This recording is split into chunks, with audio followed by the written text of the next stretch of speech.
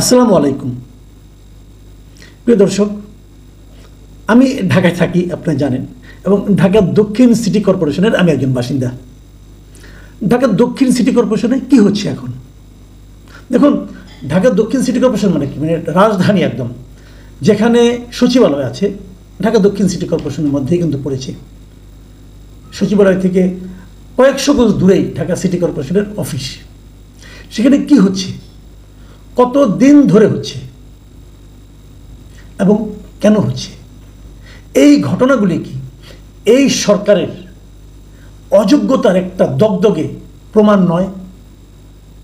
কি হচ্ছে সেখানে বলুন। ইশরাক হোসেন, প্রকৌশলী ইশরাক হোসেন বিএনপির একজন নেতা। তিনি নির্বাচন করেছিলেন, সিটি কর্পোরেশন নির্বাচন 2020 সালে, এবং তখন আওয়ামী লীগ সরকার ছিল। আওয়ামী লীগ সরকারের একজন প্রার্থী তাপস সাহেব, তাকে বিজয়ী ঘোষণা করা হয়েছিল। ইশরাক সাহেব তার প্রতিবাদে উনি একটা মামলা করেছিলেন। সেখানে উনি মামলা করেছিলেন নির্বাচনী ট্রাইব্যুনালে, এবং সেখানে উনি কী বলেছিলেন, ওনার আইনটা কী ছিল, মানে কী অজুহাতে, কী কারণ দেখিয়ে উনি মামলাটা করলেন।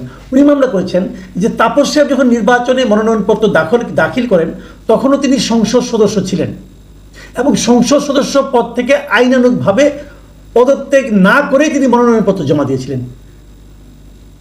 এবং 17 এপ্রিল সেই ট্রাইব্যুনাল তাদের রায় দেয়, এবং সেই রায় তারা বলে যে তাপস আসলে নির্বাচনের অযোগ্য ছিলেন। এবং যদি অযোগ্য থাকে তাহলে নির্বাচিত কী হবে? যিনি দ্বিতীয় স্থানে ছিলেন তিনিই হবেন। দ্বিতীয় স্থানে ছিলেন ইশরাক সাহেব।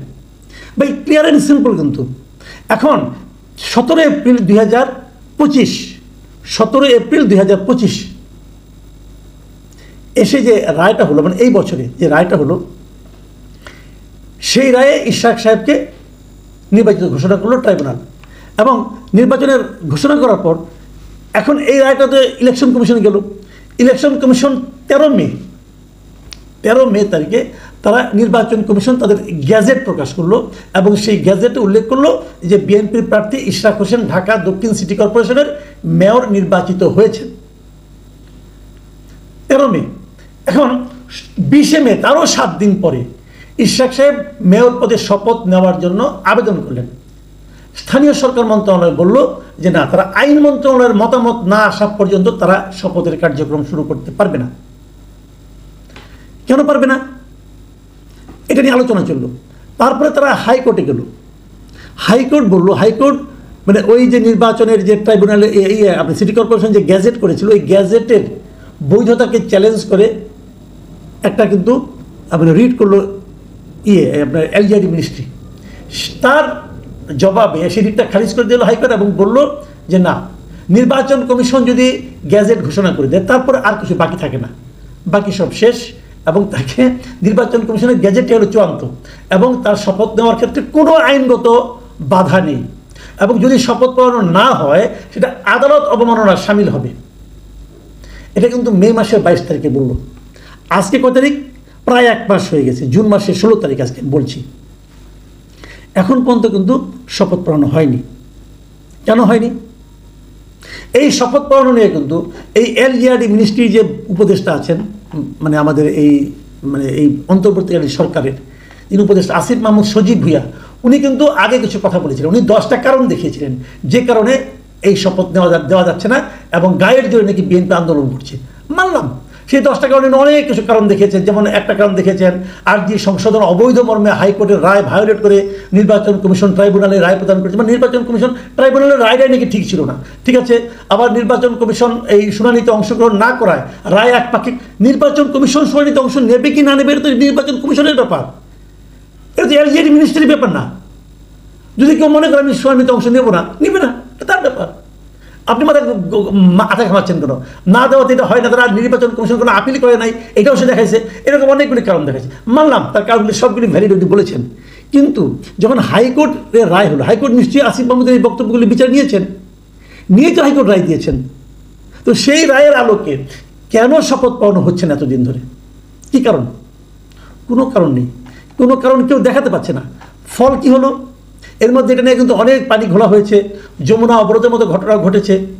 সকলে আশা করেছিল, আমি নিজেও কালকে একটা অনুষ্ঠানে বলেছিলাম যে বিএনপির সঙ্গে লন্ডনে, মানে তারেক রহমানের সঙ্গে লন্ডনে ইউনূস সাহেবের বৈঠকের পর হয়তো বিএনপি কিছু কিছু ক্ষেত্রে মোলায়েম হয়ে যাবে, ওদের অনেক আন্দোলনই হয়তো তারা করবে না। সরকারের সঙ্গে যে বিরোধগুলি ছিল, প্রধান বিরোধ ছিল নির্বাচনের তারিখ নিয়ে, সেটা নিয়ে একটা সমাধানে পৌঁছে গেছে। এবং অন্যান্য যে বিরোধগুলি ছিল, অন্য 3টা বিরোধের কথা আমি বলেছিলাম, একটা হলো চট্টগ্রাম পোর্ট, একটা হলো মানবিক করিডোর, আর একটা হলো ইশরাক হোসেন। তো আমি ভেবেছিলাম ওটার আলোকে হয়তো এই সবগুলি বিএনপি হয়তো আন্দোলন আর করবে না, কিন্তু আমার ধারণা ভুল প্রমাণিত হয়েছে। ইশরাক সাহেব আন্দোলন জারি রেখেছেন, এবং ইশরাক সাহেবের আন্দোলন জারি রাখার পেছনে বিএনপির হাইকমান্ডের কোনো ধরনের সাপোর্ট নাই, এটা আমি মনে করি না। তো এই জারি রাখার মাধ্যমে আমি কিন্তু জারি রাখার পক্ষে এই কারণে আমি ভেবেছিলাম, আমার ভাবনা ভুল ছিল, আমি স্বীকার করছি, যে এই জারি রাখার মাধ্যমে কী হলো, আমি তো মনে করি এটা আসলে একটা আইনি লড়াই, এখানে একটা নৈতিকতার প্রশ্ন। ইশরাক সাহেবের মেয়াদ কতদিন আছে, এই সিটি কর্পোরেশনের মেয়াদ কতদিন আছে, সেটা নিয়ে আলাদা বিতর্ক, ওই বিতর্কে আমি আপাতত যাবো না। তবে খালি এটুকু মনে রাখি, জনগণ কিন্তু ইশরাক সাহেবকে ভোট দিয়েছে 5 বছরের জন্য। যদি এই স্বৈরাচারী সরকারের কোনো সিদ্ধান্তের কারণে ইশরাক সাহেব যদি ক্ষমতায় বসতে না পারেন, তার জন্য কিন্তু ইশরাক সাহেব দায়ী নয়, এবং জনগণ যে প্রত্যাশা নিয়ে যে ভোট দিয়েছিল সেই জনগণও দায়ী নয়, সেজন্য স্বৈরাচারী সরকার দায়ী। আমি মনে করি না আসলে 5 বছরই থাকা উচিত।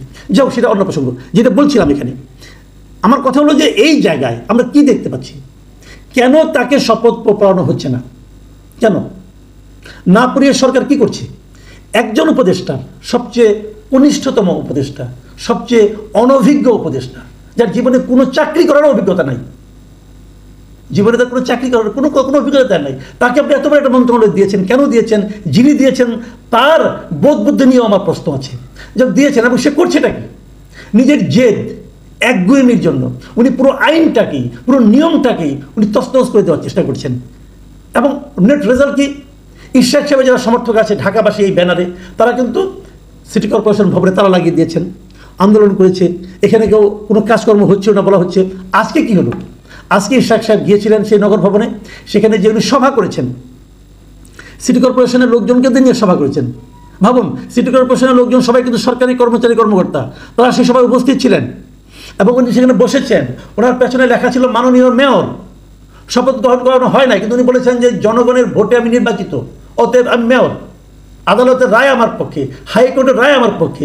সরকার আদালত অবমাননা করছেন। কেন সরকার আদালত অবমাননা করছেন?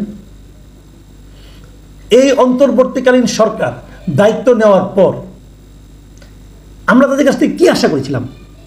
আমরা আশা করেছিলাম তারা আইন কানুন মেনে চলবেন, ওনারা সবার সঙ্গে মধ্যে একটা সম্প্রীতি, একটা ঐক্য গড়ে তুলবেন, আমরা একটা ঐক্যবদ্ধ জাতি হিসেবে সামনের দিকে অগ্রসর হব, এইটা আমাদের প্রত্যাশা ছিল। এখন আমি দেখছি এই সরকার বাংলাদেশের মানুষের ঘরে ঘরে মানে একটা ঝগড়া ঢুকিয়ে দিচ্ছে। তুমি ভালো না, তোমাকে দেবো না দায়িত্ব, আমার ইচ্ছেই হবে, তুমি ইলেকশন করছো তাতে কী হয়েছে, তোমাকে আদালতের রায় দিয়েছে তাতে কী হয়েছে, আমি সেটা মানবো না।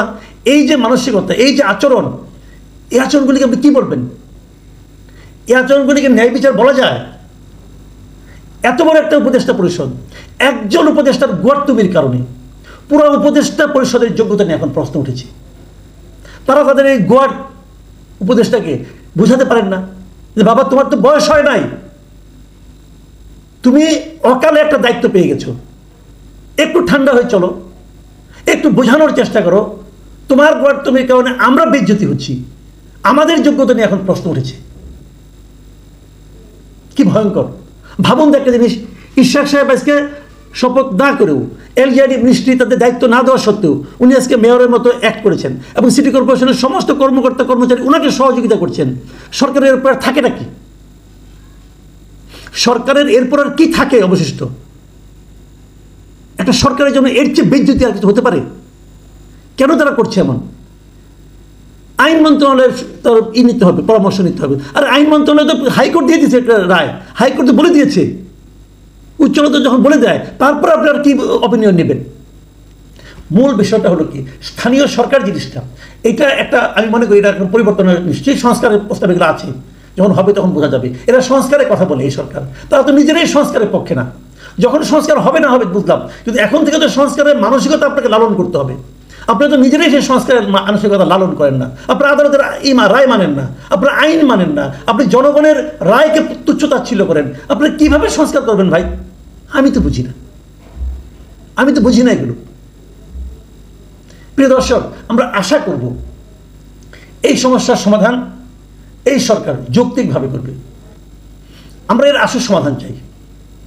কীভাবে সমাধান হবে আপনারা ভাবুন। কিন্তু আমরা সাধারণ জনগণ বড় আশা নিয়ে যে সরকারকে বসিয়েছি, সেই সরকারকে হাস্যকর অবস্থায় দেখতে চাই না। প্রিয় দর্শক, এখন এ পর্যন্তই। আল্লাহ হাফেজ।